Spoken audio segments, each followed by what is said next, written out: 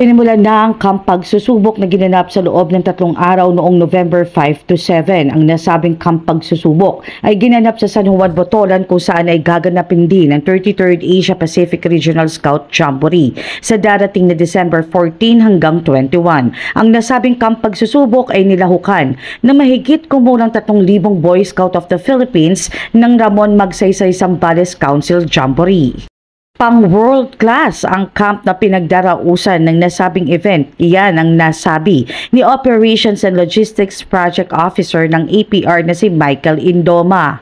Siyempre at pinamumunuan ng ating mahal na gobernador na Governor June F. Dani, at siyempre kasama ang kanyang mga manggagawa at ang mga abang lingkod po niya na para magsama-sama sa pag-construct ng napakaganda at napaka-world class po na venue dito po sa barangay ng San Juan ng Botolan.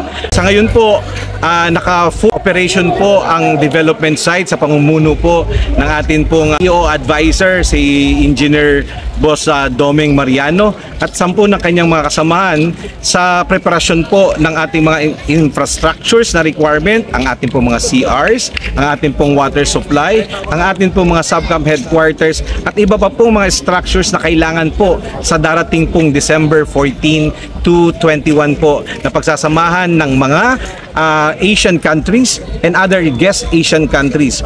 Sa ngayon po, meron po tayong 22,000 expected locals and we have also almost 500 international or overseas delegation po natin. At ito'y binubuo po sa ngayon ng mga 17 bansa na magpa-participate po dito sa napakalaki po nating preparasyon ngayon Disyembre.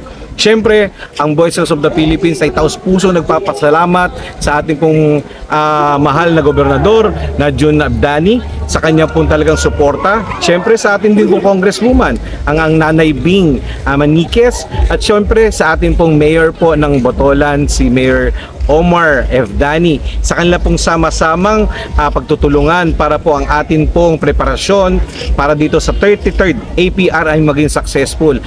Namangha naman si Alfredo Aguilar Suson, Boy Scout galing sa Colliet Integrated School, Masinloc, Zambales. Ang una ko pong nakita na napansin po is yung mga CR po natin. Dati po wala po tayong CR para po pag-iihan and pagliguan. Ngayon po meron na po tayong shower.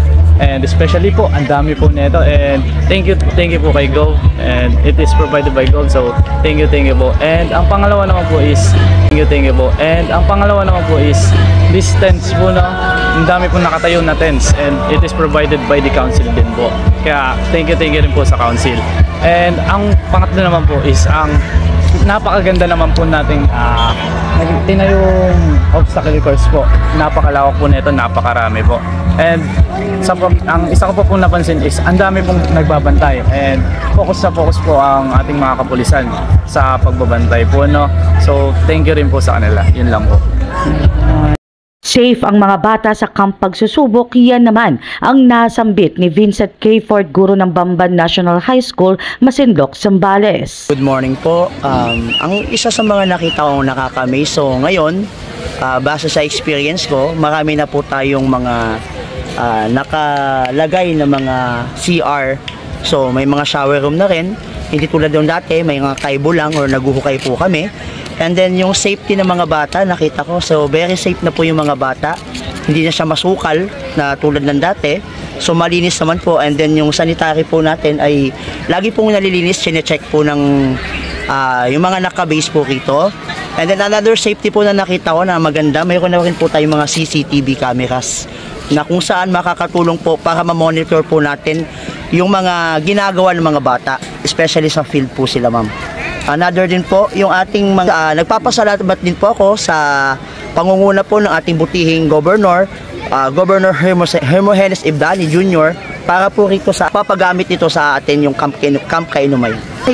Another experience, ma'am, maganda na po yung ating obstacle course. So nakita ko po yung especially yung ginagawa ng mga bata kanina umaga sa Module 3. Nakakatuwa kasi medyo mas maganda na.